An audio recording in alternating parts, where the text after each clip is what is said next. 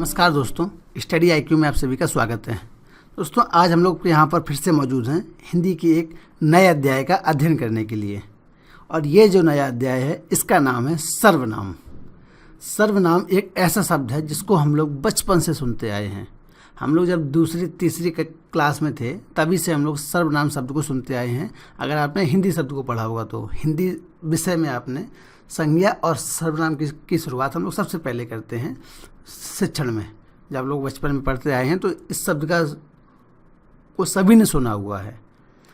और आज फिर से इस शब्द को पढ़ाने की आवश्यकता इसलिए महसूस हो रही है क्योंकि कई बार क्या होता है कि हम लोग जब ज़िंदगी में आगे बढ़ते जाते हैं तो हम लोग बहुत सारी जो बड़ी बड़ी बातें उनको सीखते हैं, जो नई चीज़ें उनको सीखते हैं, और जो बेसिक चीज़ होती है वो हमसे पीछे छूट जाती है क्योंकि उनका हम बार बार रिवीजन नहीं कर पाते हैं, उनको हम बार बार अभ्यास नहीं कर पाते हैं, तो उनकी यादें धुंधली होती जाती हैं। सर्वनाम शब्द आप सभी ने सुना होगा, परंतु अगर आपसे हो सकता है कि थोड़ा बहुत घुमा के अगर सवाल पूछ दे तो हमारे कई छात्र ऐसे होंगे कि जिनको परेशानी आ सकती है। या अगर मैं उनसे पूछ लूं कि बताइए सर्वनाम के कितने भेद होते हैं, तो कब हो सकता है कि बहुत सारे लोग ऐसा उनके साथ हो कि वो लोग सर्वनाम के पूरे 6 भेद ना बता पाएँ।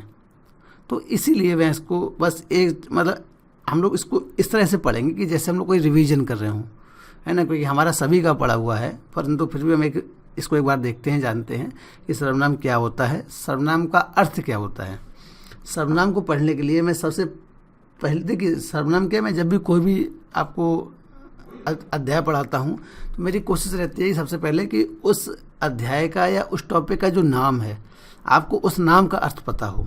जैसे कि तत्सम, तो तत्सम का अर्थ क्या होता है तो उसको मैं कोशिश करता हूँ कि आपको पता हो, तो वह बताने की सबसे पहले आपको कोशिश करता हूँ। जैसे कि तत्सम, अब तत्सम शब्द है, आप तत्सम शब्द रटते रहेंगे और मान लीजिए आपसे कोई कह दे कि तत्सम का अर्थ बताइए। आपको तत्सम तो सारे पता हैं, आपने सारे याद कर लिए, और जो बेसिक चीज़ है कि तत्सम का अर्थ क्या होता है, तो हो सकता है कि आपको परेशानी हो जाए वहाँ पर। तो सबसे पहले मैं कोशिश करता हूँ कि सबसे पहले जो टॉपिक है उसका आपको अर्थ बताऊँ। जैसे आपने टॉपिक अर्थ समझ लिया ना, तो आप ये समझिए कि आपका आधा काम हो गया, आपने उस अध्याय को आधा समझ लिया। अगर आपने उस अध्याय का जो नाम है अगर उसका अर्थ समझ लिया। जैसे तत्सम, तत्सम का जो अर्थ होता है वो क्या होता है, तद्धनसम, है ना, तो या फिर तद्धनसम, तो तत् का अर्थ क्या होता है या तत् का अर्थ क्या होता है, उसका या उसके, हैं, और सम का अर्थ होता है समान। तो क्या हुआ तत्सम का अर्थ, उसके समान। ठीक है, किसके समान, क्योंकि हिंदी भाषा के अंतर्गत हम तत्सम को पढ़ते हैं और किसी भाषा में तो तत्सम नहीं है, अंग्रेजी में तो तत्सम नहीं है ना, तो उसके समान, किसके समान, तो अर्थात कि हिंदी जिस भाषा से निकली है अर्थात संस्कृत, तो ऐसे शब्द जो संस्कृत के समान हैं उन्हें हम कहते हैं तत्सम। और उसी प्रकार हम जब तद्भव को पढ़ते हैं तो इसको भी हम जब 2 भागों में बांटते हैं तो वहाँ भी तद धन भाव करते हैं हम, तद मतलब कि ऐसा, है ना, या मतलब ऐसा, और भाव का अर्थ होता हो गया, अर्थात कि वह शब्द बदलने के बाद जैसा हो गया उसे हम कहते हैं तद्भाव। ठीक है, तो इसीलिए मैं चाहता हूँ कि आज भी आप जो सर्वनाम है, सबसे पहले सर्वनाम का आप अर्थ जानें कि सर्वनाम शब्द बना क्यों है और सर्वनाम शब्द का अर्थ क्या होता है। तो सर्वनाम शब्द का दोस्तों अर्थ होता है सबका नाम। सर्व का अर्थ क्या होता है, सर्व का अर्थ होता है सबका, और नाम का अर्थ होता है, आपको पता ही है नाम का अर्थ तो नाम होता है, तो सबका नाम। इसका जो सर्वनाम का जो शाब्दिक अर्थ होता है वह है सबका नाम, अर्थात कि सर्वनाम के अंतर्गत जो शब्द आते हैं वह शब्द किसी एक व्यक्ति की जागीर नहीं है कि वह एक ही व्यक्ति उसको प्रयोग करेगा। जैसे मैं क्या है शब्द, ये जो मैं शब्द है ये एक सर्वनाम है, और मैं शब्द को केवल मैं प्रयोग नहीं कर सकता हूँ, आप भी उस शब्द को प्रयोग कर सकते हैं, और आपके लिए भी आप भी उसको उसी रूप में प्रयोग कर सकते हैं जिस रूप में उसको मैंने प्रयोग किया। मैंने मैं कहा, आप भी उसको मैं कह सकते हैं। तो जब मैंने मैं कहा तो वह मेरे लिए प्रयोग हो रहा था, परंतु जब आपने मैं कहा तो वह शब्द आपके लिए प्रयोग हो रहा है। उसी प्रकार से उस शब्द को कोई भी इस्तेमाल करेगा तो वह शब्द तो वही रहेगा, परंतु वह शब्द सभी के लिए अलग अलग रूप से प्रयोग होगा और सभी के लिए उसका अलग अलग अर्थ होगा, है ना। यानी वो किसी एक व्यक्ति के लिए प्रयोग नहीं होगा, जबकि वह सभी के लिए प्रयोग हो सकता है। तो मैं शब्द का अर्थ यही हुआ तो इसीलिए हम कहते हैं सर्वनाम, अर्थात सबका नाम, है ना। उसको कोई भी प्रयोग कर सकते हैं। जैसे वह, तो वह अगर मैंने किसी और के लिए इस्तेमाल किया है, आप वह शब्द को किसी और के लिए इस्तेमाल कर सकते हैं, ठीक है। जैसे कि मान लीजिए मैं किसी बाजार में जा रहा हूँ, है ना, किसी मार्केट में, किसी मेले में हूँ, तो मैंने कहा कि मुझे वहाँ पर कोई चीज़ बहुत सुंदर दिखी, तो मैंने क्या कहा, वह सुंदर है ना। वह पेंटिंग सुंदर है, ठीक है। यहाँ पर मैंने वह का इस्तेमाल कर लिया, तो यहाँ पर वह का इस्तेमाल अलग हुआ। उसी प्रकार से वह कल आएगा, तो यहाँ पर वह का इस्तेमाल अलग रूप से हुआ है, ठीक है। इसी प्रकार क्या होता है कि जो सर्वनाम है, सबसे पहले तो मैंने जो उसकी परिभाषा बताई, उसका अर्थ यही कि वह सबका नाम है, वह किसी एक की जागी नहीं है, उसको कोई भी प्रयोग कर सकता है, ठीक है। अब बात आती है कि सर्वनाम के कौन कौन से शब्द होते हैं, किन किन शब्दों को हम सर्वनाम के अंतर्गत रख सकते हैं। तो कुछ शब्द हैं जो कि सर्वनाम के अंतर्गत प्रयोग होते हैं। वह हैं जो सर्वनाम शब्द हैं, वह कौन कौन से हैं, सर्वनाम शब्द, ठीक है। कौन कौन से हैं, मैं, हम, तुम, अर्थात ये नाम के स्थान पर प्रयोग होते हैं सर्वनाम, ठीक है। अर्थात कि जब आप मान लो आप तुम जैसे कि किसी का नाम ले रहे हो कि रोहन, तो रोहन के बजाय आप उसको तुम कह दो, अर्थात वो आपके सामने बैठ रहा है, आप उससे बात कर रहे हो, तो आप वहाँ पर तुम का इस्तेमाल कर सकते हो। जैसे कि पहले तो मैं आपको यहाँ पर सारे शब्द लिख देता हूँ, जो सर्वनाम के शब्द हैं। मैं, हम, तुम, आप, वे, यह, ये, उसका, कौन, किधर, किसे, किसका, स्वयं, अपने, आप, खुद, है ना, इत्यादि। यह जो शब्द हैं, यह शब्द आपके हैं सर्वनामिक शब्द। इनमें कुछ और शब्द भी कम ज़्यादा होते रहते हैं, है ना। तो यह आपके हैं सर्वनामिक शब्द। अब बात आती है, ये तो मैंने आपको सर्वनाम शब्द बता दिए, तो सर्वनाम शब्द क्यों हैं, सर्वनाम शब्द की आवश्यकता क्या है या इनकी ज़रूरत क्या है, जो सर्वनाम शब्द हैं उनकी। तो उसके अंतर्गत जो सर्वनाम शब्द हैं उनकी आवश्यकता यह है कि मान लीजिए आप कोई वाक्य लिख रहे हैं कि मैं कल मोहन से मिला, मोहन बहुत बीमार था, मोहन बहुत बीमार था,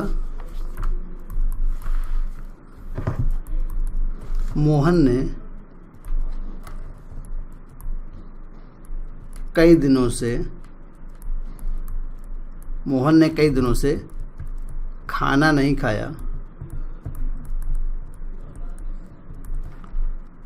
खाया, इसलिए मोहन को अस्पताल में भर्ती कराया गया। अस्पताल में भर्ती कराया गया। मोहन को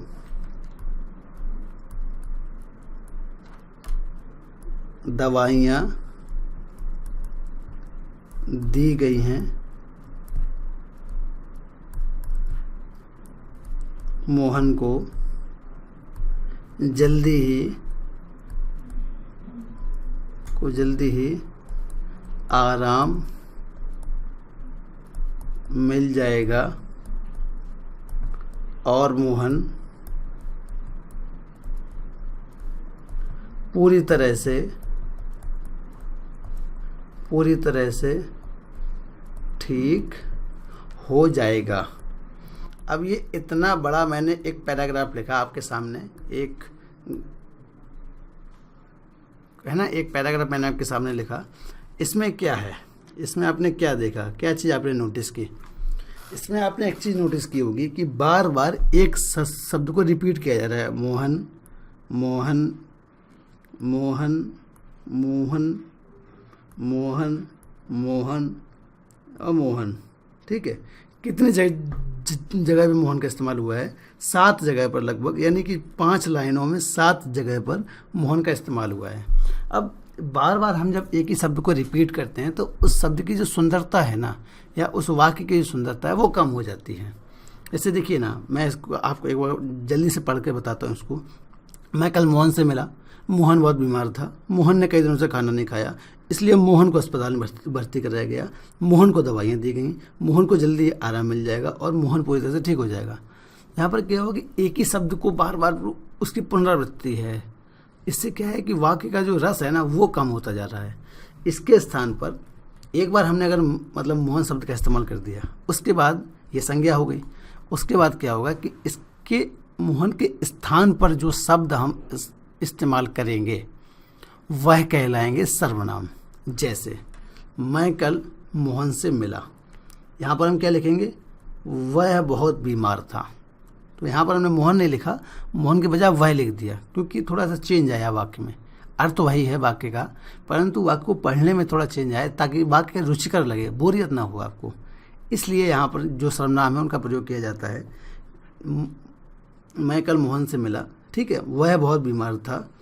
अब यहाँ पर उसने, देखिए यहाँ पर एक नया शब्द आया, उसने कई दिनों से खाना नहीं खाया। यहाँ पर क्या हुआ कि बात मोहन के बारे में ही की जा रही है, पर नए नए शब्दों को शामिल किया जा रहा है और वाक्य का अर्थ भी नहीं बिगड़ रहा है। तो इसलिए सर्वनाम का इस्तेमाल किया जाता है कि वाक्य की संज्ञा के सहायक होते हैं, अर्थात ये संज्ञा के स्थान पर प्रयोग किए जाते हैं।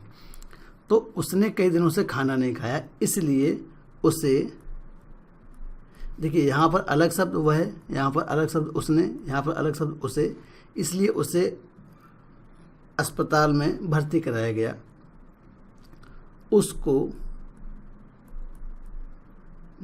उसको दवाइयाँ दी गई हैं, उसे जल्दी ही आराम मिल जाएगा और वह पूरी तरह से ठीक हो जाएगा।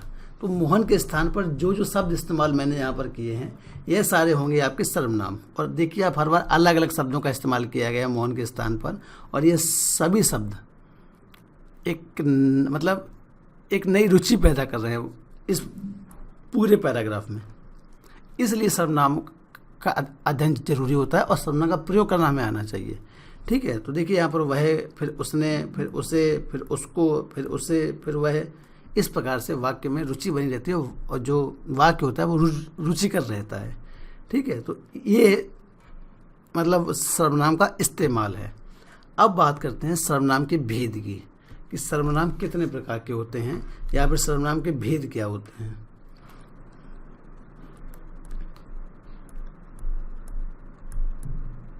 सर्वनाम के भेद, सर्वनाम के भेद क्या क्या हैं? तो कितने होते हैं सर्वनाम के भेद? 6 भेद होते हैं सर्वनाम के। कौन कौन से होते हैं देख लेते हैं। सबसे पहला पुरुषवाचक। पुरुषवाचक सर्वनाम। पुरुषवाचक सर्वनाम के बाद जो अगला सर्वनाम है वह निश्चयवाचक सर्वनाम। निश्चयवाचक सर्वनाम। तीसरा है अनिश्चयवाचक सर्वनाम।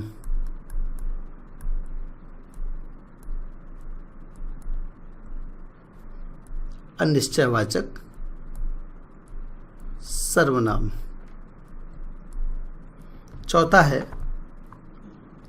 संबंधवाचक सर्वनाम।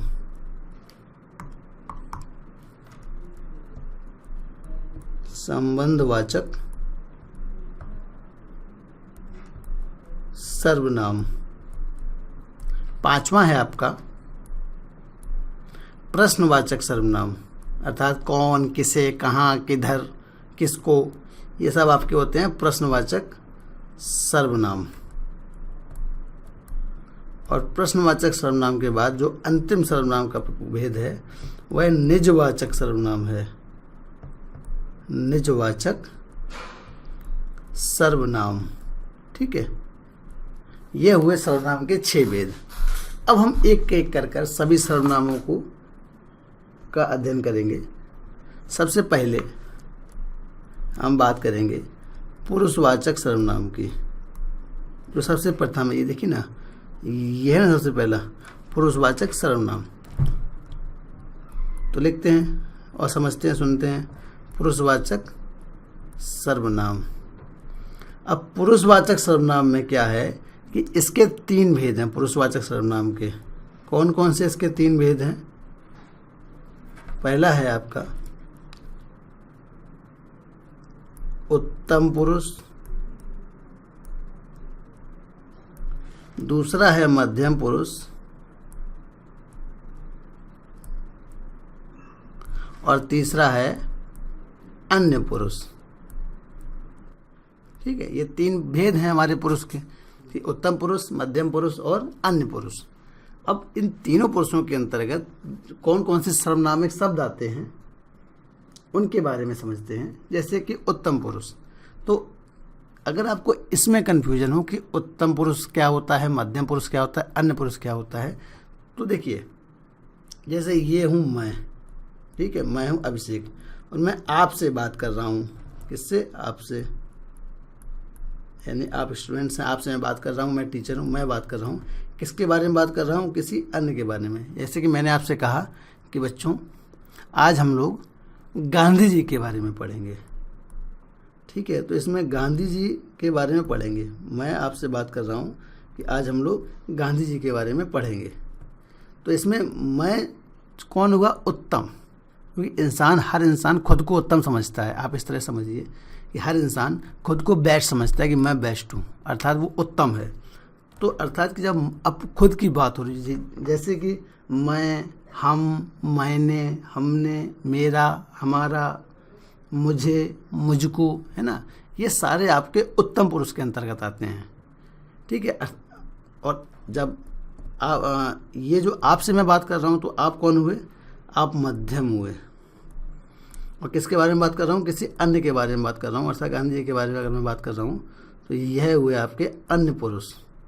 ठीक है, तो उत्तम पुरुष अर्थात मैं, मुझे, मेरा, हम, हमने, मुझको, ये सब हुए उत्तम पुरुष के उदाहरण। मध्यम पुरुष के तू, तुम, तुझे, तुझको, तुम्हें, तुम्हारा, आपको, आपने, है ना। जब भी मैं इस तरह के शब्दों को इस्तेमाल करूं तो इसका मतलब हुआ कि वह मध्यम पुरुष की मैं बात कर रहा हूं।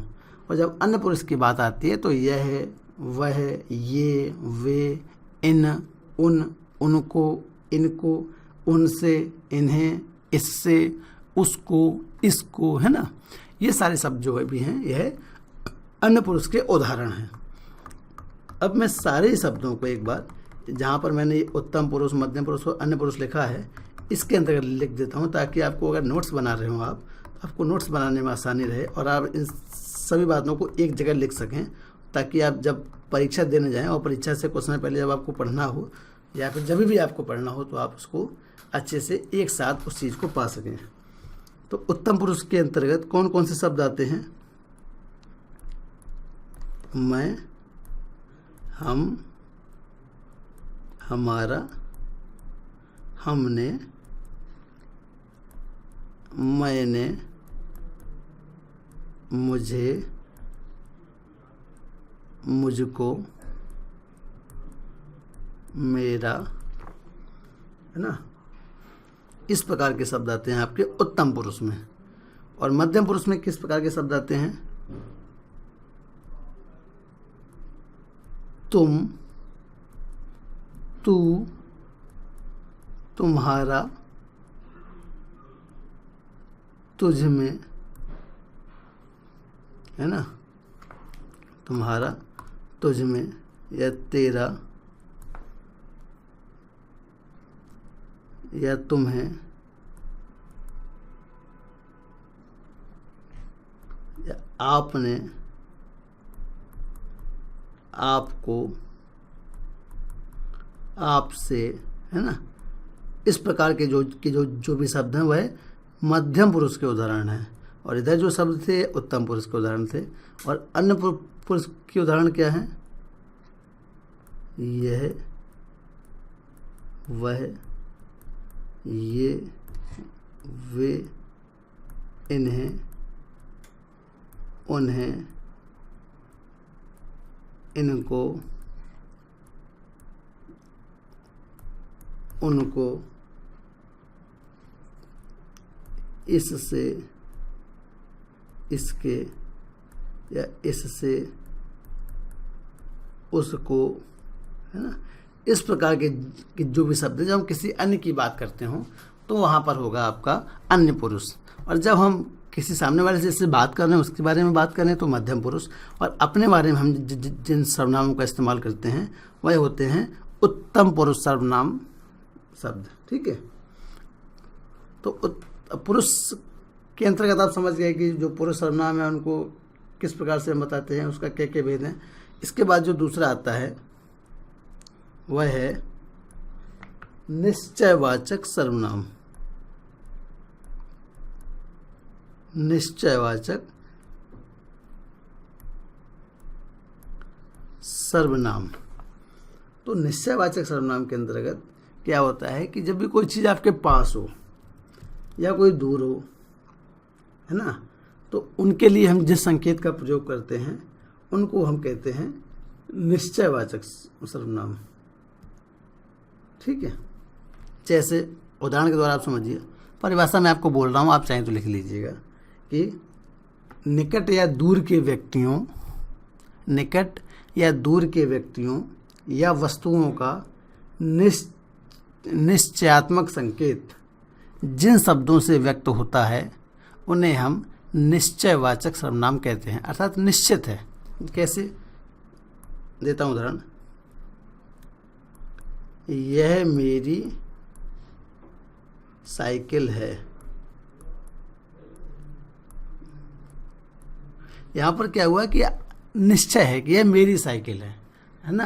अर्थात यहाँ पर जो सर्वनाम का उपयोग हुआ है वह निश्चयवाचक सर्वनाम का उपयोग हुआ है कि यह मेरी साइकिल है। तो इस प्रकार से हम लोग निश्चय सर्वनाम का को समझ सकते हैं। ये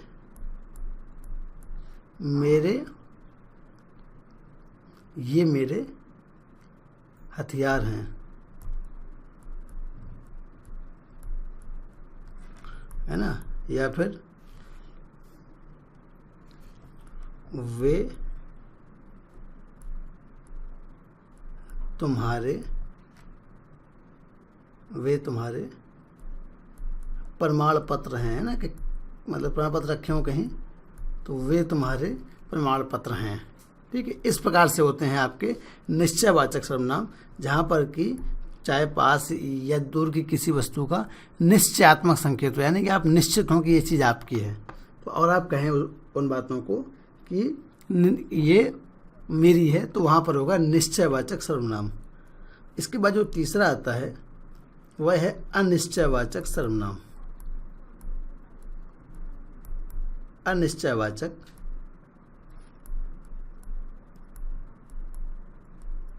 सर्वनाम। इसका अर्थ क्या? जैसा कि इसके नाम से स्पष्ट है कि जिन सर्वनामों से किसी निश्चित वस्तु का बोध नहीं होता है। पहले में क्या था कि जिससे आपको निश्चित हो कि ये चीज़ आपकी है, और दूसरे से किसी निश्चित वस्तु का बोध नहीं होता है उसे हम कहेंगे अनिश्चयवाचक सर्वनाम। जैसे इसके शब्द क्या हैं, जैसे कोई या कुछ, है ना, या है ना, तो ये होते हैं इसके लगभग मुख्य सर्वनामिक शब्द अनिश्चयवाचक के। इसका वाक्यों में प्रयोग किस प्रकार से होगा? कोई आ गया तो क्या करोगे? जैसे मान लीजिए, ये वाक्य आपने सुना होगा, जैसे मान लीजिए कोई दो चोर चोरी करने जा रहे हैं, आपने फिल्मों में देखा होगा इस बात को, कि तो मान लीजिए दो चोर चोरी करने जा रहे हैं, तो वो लोग जिस समय चोरी कर रहे होते हैं तो एक डर भी मन में रहता है उनके कि यार कोई आ गया तो क्या करेंगे, है ना, कोई आ गया तो क्या करेंगे, या कोई आ गया तो क्या करोगे। तो इसका मतलब क्या है कि वह किसी के बारे में बात कर रहा है, उसे नाम नहीं पता है कि वो किसके बारे में बात कर रहा है, जबकि वह किसी संज्ञा के स्थान पर जो नाम आना चाहिए उसी के बारे में बात कर रहा है। जैसे कोई आ जाएगा तो वो बोल देगा पुलिस आ गई या चोर आ गया, या मतलब कोई नाम वहाँ हो सकता है कि फला व्यक्ति आ गया, तब तो वो निश्चयवाचक हो जाएगा। पर अनिश्चयवाचक में क्या होगा कि यार कोई आ गया, कोई अर्थात नाम क्लियर नहीं है यहाँ पर, कोई आ गया तो क्या करोगे, है ना। तो यहाँ पर होगा इस तरह प्रकार से अनिश्चयवाचक। अगला है उसने कुछ नहीं किया, उसने कुछ नहीं किया। तो यहाँ पर जो कुछ है ये क्या है? अनिश्चयवाचक सर्वनाम। ठीक है, कुछ या फिर कोई, ये भी आपके क्या हुए? अनिश्चयवाचक सर्वनाम। इसके बाद हम आगे चलकर बात करते हैं अनिश्चयवाचक सर्वनाम के बाद संबंधवाचक सर्वनाम। क्या है? संबंधवाचक सर्वनाम। अब संबंधवाचक सर्वनाम में क्या होता है कि जिस सर्वनाम से किसी दूसरे सर्वनाम से, है ना, कि एक सर्वनाम का दूसरे सर्वनाम से जब आप कोई संबंध स्थापित करेंगे, मान लीजिए कोई ऐसा शब्द है जिसके द्वारा आप एक का दूसरे से संबंध स्थापित करा रहे हैं, एक सर्वनाम का दूसरे से, तो वहाँ पर होगा संबंधवाचक सर्वनाम। जैसे कि जैसा करोगे वैसा पाओगे, है ना, जैसा करोगे, जैसे जैसा के साथ में वैसा, जो सोचा था सो हो गया, है ना, जैसी करनी वैसी भरनी। तो ये क्या हुआ कि दोनों में एक संबंध स्थापित कर रहा है, तो इसलिए इन्हें हम कहते हैं संबंधवाचक सर्वनाम। जैसे एग्जाम्पल्स भी हैं जरूरी, जैसी करनी वैसी भरनी, ये आपने बहुत सुना होगा, ये लोकोक्ति। अगला है जैसा सोचा था वैसा हो गया या वैसा ही हुआ, है ना। तो इस प्रकार से आप समझ सकते हैं कि संबंधवाचक सर्वनाम का किस प्रकार से प्रयोग किया जाता है, या फिर किन्हें हम संबंधवाचक सर्वनाम कहेंगे। अर्थात जो दोनों ही सर्वनाम हैं, यहाँ पर जैसा और वैसा दोनों सर्वनाम हैं, और एक सर्वनाम दूसरे से संबंध स्थापित कर रहा है, यानी कि इसके बिना यहाँ पर इस वाक्य में इसका कोई अस्तित्व नहीं है और इसके बिना उसका, दोनों का एक दूसरे से एक संबंध स्थापित है, इसलिए यहाँ पर हम इन्हें कहेंगे संबंधवाचक सर्वनाम। अगला है प्रश्नवाचक सर्वनाम। प्रश्नवाचक सर्वनाम, ठीक है। अब प्रश्नवाचक सर्वनाम के अंतर्गत तो शायद ये कि किसी को कुछ ना पता हो कि प्रश्नवाचक सर्वनाम किसे कहते हैं।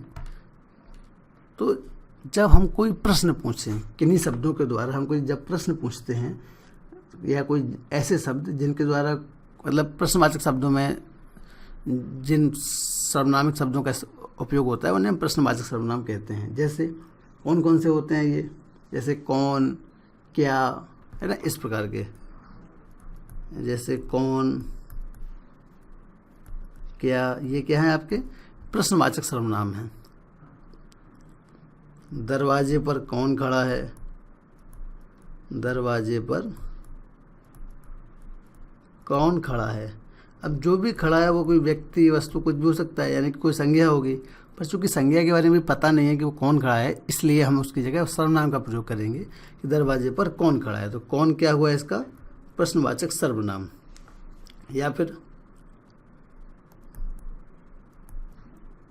पानी में क्या गिर पड़ा है। जैसे कि मान लीजिए आपने पीने के लिए पानी रखा और आप फिर किसी काम में लग गए, उसके बाद अब वापस आए तो देखा पानी में कुछ पड़ा हुआ है, कोई गंदगी या कोई मच्छर कीड़ा वगैरह कुछ। आपने कहा पानी में क्या गिरा पड़ा है, आपको क्लियर नहीं वहाँ पर कि वो क्या कुछ गिरा है, पर वो क्या गिरा है ये नहीं आपको पता है। तो आप प्रश्न कर रहे हैं एक तरह से कि पानी में क्या गिरा पड़ा है। तो यहाँ पर क्या होगा आपका, यहाँ पर आपका होगा प्रश्नवाचक सर्वनाम। या फिर वह क्या कह रहा था, वह क्या कह रहा था, ये सब आपके होंगे प्रश्नवाचक सर्वनाम। ठीक है, ये आपके प्रश्नवाचक सर्वनाम के शब्द हैं। इसके बाद जो आखिरी आता है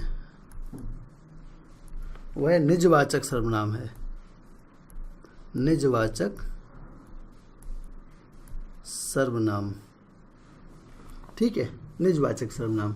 निजवाचक का अर्थ क्या होता है कि देखिए निज, अब सभी की परिभाषा उसके नाम है। निज का अर्थ क्या होता है, खुद का, है ना, खुद का या अपना या स्वयं का, है ना, स्वयं, यही तो होता है निज का अर्थ। तो निजवाचक सर्वनाम का अर्थ होता है कि वह अपने आप या स्वयं, है ना, के लिए जो सर्वनाम प्रयुक्त होते हैं उन्हें हम कहते हैं निजवाचक सर्वनाम। जैसे मैं खुद ही कर लूँगा, जैसे मैं यह काम खुद ही कर लूँगा, या मैं यह काम आप ही कर लूँगा। इसका अर्थ क्या है, वो जो खुद है ना, खुद शब्द है या आप शब्द है, ये निजवाचक सर्वनाम है। उदाहरण देता हूँ, मैं यह कार्य आप ही कर लूँगा, या फिर खुद ही कर लूँगा। तो यहाँ पर क्या हुआ, ये जो शब्द है ना, ये आपका होगा निजवाचक सर्वनाम, अर्थात मैं अपने लिए प्रयोग करता हूँ, है ना इसको। ये आपका हो गया निजवाचक सर्वनाम। अच्छा, इसमें ना कभी कभी कुछ शब्दों के समूह भी होते हैं निजवाचक सर्वनाम में, जैसे कोई ना कोई या हर कोई। लिख देता हूँ एक बार,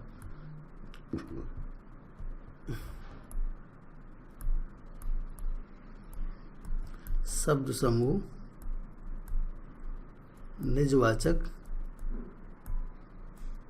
सर्वनाम, है ना। कौन कौन से होते हैं, कुछ ना कुछ, कुछ ना कुछ, या कोई ना कोई, कुछ ना कुछ, कोई ना कोई, सब कुछ, हर कोई,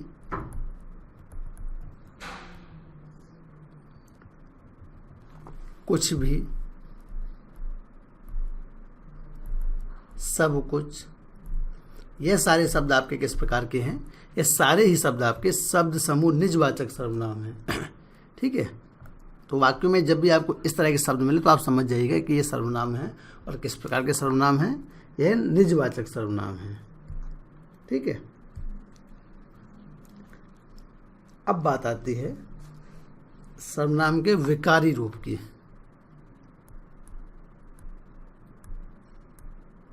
सर्वनाम के विकारी रूप, अब अर्थात कि सर्वनाम का अर्थ क्या होता है, जो संज्ञा के स्थान पर प्रयुक्त हों, और विकारी का अर्थ क्या होता है, उनका विकृत रूप, अर्थात उनमें परिवर्तन, उनमें बदलाव, है ना, उनमें विकृति। तो उन्हें हम कहते हैं सर्वनाम के विकारी रूप। जैसे सर्वनाम है मैं शब्द है, मैं सर्वनाम है। अब इसके विकारी रूप क्या होंगे, इसके विकारी रूप क्या होंगे? मैंने, मुझको, मुझे, मुझसे, मुझ में,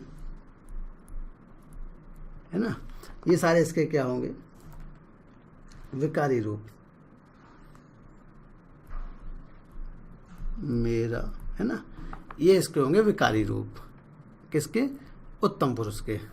उसी प्रकार से अगर आपको मध्यम पुरुष के विकारी रूप अगर जानना हो तो उसके भी आप निकाल सकते हैं। आपने लिखा हुआ है, फिर आपने इसके विकारी रूप लिखे, उसके, उससे, उसको, उससे, उसमें, है ना, या तुमने, यहाँ पर तुम ही लिखता हूँ, तुमने, आपने, आपसे, आपको, है ना। इस प्रकार से क्या होगा कि ये आ जाएंगे आपके इसके विकारी रूप मध्यम पुरुष के। ठीक है। उसी प्रकार से अगर आपको उत्तम पुरुष के लिखने हो तो आप लिख सकते हैं कि वह इसको, उसको, इस प्रकार से आपको हो जाएंगे उत्तम पुरुष के उदाहरण। ठीक है। तो ये आपका कथा आज का कुछ प्रमुख सर्वनाम के बारे में। अब बात आती है, एक और आखिरी बात आपको बताता चलूँ इसमें से, कि कभी कभी क्या है कि सर्वनाम का पद परिचय हमसे पूछ लिया जाता है। क्या पूछा जाता है हमसे? सर्वनाम का पद परिचय। सर्वनाम का पद परिचय, सर्वनाम का पद परिचय हमसे पूछ लिया जाता है। तो जैसे कि मान लीजिए कोई वाक्य है, क्या? मैं पुस्तक पढ़ता हूँ। इसमें आपसे क्या कहा गया कि इस वाक्य में सर्वनाम का पद परिचय बताइए। अब सर्वनाम इसमें क्या है? सर्वनाम क्या है? मैं। ठीक है। मैं क्या हुआ? इसमें मैं सर्वनाम है। अब मैं किस प्रकार का शब्द है? पुरुषवाचक है। पुरुषवाचक है भाई। कौन सा पुरुष है? उत्तम पुरुष है। कहता ना कि जब आदमी खुद को उत्तम बताता है, बेस्ट बताता है, यानी मैं का मतलब हुआ कि उत्तम पुरुष। तो मैं उत्तम पुरुष के अंतर्गत आता है, तो उत्तम पुरुष है ये। लिंग कौन सा है इसका? मैं का।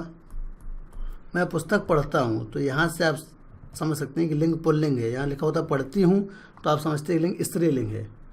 तो लिंग कैसा है? पुल्लिंग है। कौन सा कारक है? कर्ता कारक है ना। कर्ता कारक है ना, कर्ता कारक है। और किसका करता है ये? क्रिया का करता है। कौन सी क्रिया का? पढ़ना क्रिया है। पढ़ाई कर रहा है ना, तो पढ़ना क्रिया का करता है। इस प्रकार से आप किसी भी सर्वनाम का पद परिचय लिख सकते हैं। पहले आप सर्वनाम का शब्द लिखेंगे, फिर वह पुरुषवाचक है या स्त्रीवाचक है उसको लिखेंगे, फिर वह किस पुरुष के अंतर्गत आता है, उत्तम पुरुष, मध्यम पुरुष है, अन्य पुरुष, उसको लिखेंगे। फिर वह सर्वनाम पुल्लिंग है या स्त्रीलिंग, इसको लिखेंगे आप। उसके बाद वह कर्ता कारक है, कर्म कारक है, कर्ण कारक है, ये लिखेंगे। क्योंकि यहाँ पर मैं कर्ता कारक था इसलिए इसको हमने कर्ता कारक लिखा। उसके बाद ये किस क्रिया का करता है। इस वाक्य में जो मैं है, जो मैं सर्वनाम है, वह पढ़ना क्रिया है उसका करता है। उस क्रिया को संपन्न कर रहा है मैं सर्वनाम, इसलिए जो मैं है ये पढ़ना क्रिया का करता है। तो इन बातों के साथ आज के इस अध्याय को मैं समाप्त करता हूँ। यहाँ पर हमने आज जो सर्वनाम है तो उनके भेद जाने, सर्वनाम की परिभाषा जानी कि सर्वनाम की परिभाषा क्या है, सर्वनाम का शाब्दिक अर्थ जाना हमने कि सर्वनाम का शाब्दिक अर्थ क्या होता है, सर्वनामिक शब्द कौन से होते हैं वो मैंने आपको बताए, सर्वनाम का महत्व क्या है, सर्वनाम क्यों उपयोग किए जाते हैं वह बताया। इसके अलावा जो सर्वनाम के 6 भेद हैं उनके बारे में बताया कि पुरुषवाचक सर्वनाम, निश्चयवाचक, अनिश्चयवाचक, संबंधवाचक, प्रश्नवाचक और निजवाचक। इसके बाद मैंने प्रत्येक सर्वनाम को आपको विस्तार से बताया। जैसे पुरुषवाचक सर्वनाम था, इसके 3 भेद थे, उत्तम पुरुष, मध्यम पुरुष और अन्य पुरुष। तीनों के बारे में बताया कि किन किन कौन कौन से ऐसे सर्वनाम शब्द हैं जो किस पुरुष के अंतर्गत आते हैं। फिर निश्चयवाचक, अनिश्चयवाचक, संबंधवाचक, प्रश्नवाचक और अंत में निजवाचक सर्वनाम बताने के बाद मैंने आपको शब्द समूह निजवाचक सर्वनाम के बारे में बताया और उसके बाद सर्वनाम के क्या क्या विकारी रूप होते हैं उनके बारे में बताया और अंत में सर्वनाम का पद परिचय बताकर मैंने अपने आज के व्याख्यान को समाप्त किया है। तो आपको इस व्याख्यान से संबंधित अगर किसी भी प्रकार की कोई परेशानी हो तो आप मुझसे संपर्क कर सकते हैं। मैं अभिषेक गौतम आपसे बात कर रहा था। स्टडी IQ में इतना समय देने के लिए आपका बहुत बहुत धन्यवाद।